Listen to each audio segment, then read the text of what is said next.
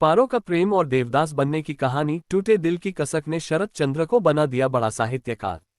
मशहूर साहित्यकार शरत चंद्र चट्टोपाध्याय की सर्वश्रेष्ठ रचना देवदास 18 भाषाओं में प्रकाशित हो चुकी है और कई फिल्में भी बन चुकी हैं।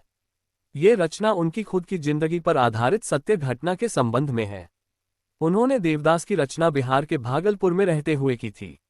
यहाँ शरत चंद्र की ननिहाल है और वह बचपन से ही यही रहते थे। वो पारो थी जिसने बचपन में ही दिल तो चुराया लेकिन तोड़ भी दिया। यह विरह वेदना ऐसी थी कि मासूम से शरत को बर्दाश्त करना भी मुश्किल हो गया। फिर क्या था, शरत चंद्र ने उठाई कलम और फिर लिख दिया पूरा उपन्यास। आज यह उपन्यास न केवल 18 भाषाओं में प्रकाशित होकर खूब ख्याति अर्जित कर चुका है, बल्कि इस उपन्यास पर आधारित कई भाषाओं में फिल्में भी बन चुकी है। इसमें एक film Devdas super duper hit रही है। जी हाँ, हम बात कर रहे हैं उस मशहूर साहित्यकार शरत चंद्र चट्टोपाध्याय की, जिन्होंने खुद अपनी प्रेम कहानी को उपन्यास का रूप दिया।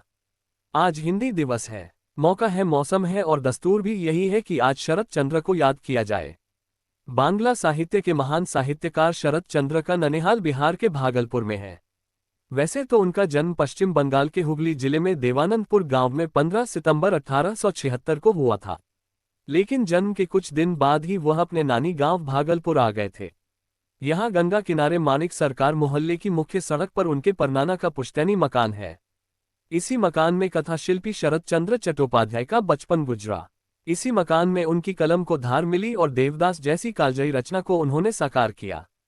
मूल रूप से बांग्ला भाषा में लिखी उनकी यह रचना 18 भाषाओं में प्रकाशित हुई। इस पर कई फिल्में भी अलग अलग भाषाओं में बन चुकी हैं। शरत चंद्र की अधिकांश कृतियां गवई शैली में हैं और इनमें उन्होंने गांव के लोगों के संघर्ष को दर्शाने की कोशिश की है।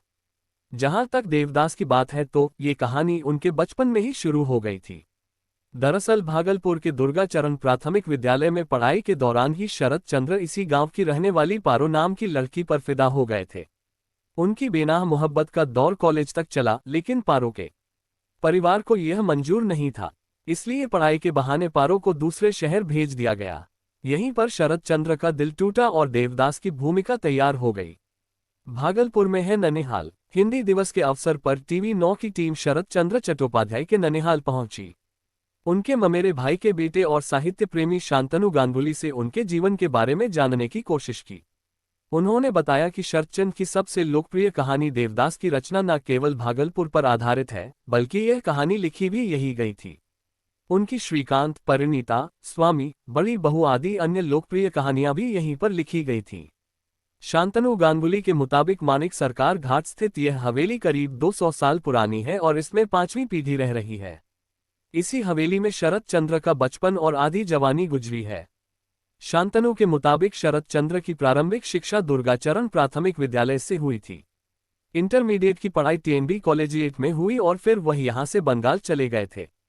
उन्हें गंगा नदी से बेहद प्यार था, इसलिए बंगाल लौटने के बाद भी वह अक्सर पत्र लिखकर गंगा के बारे में पूछते रहते थे। शांतनु के भाई उज्ज्वल कुमार कहते हैं कि शरत चंद्र का जीवन काफी अनुशासित था।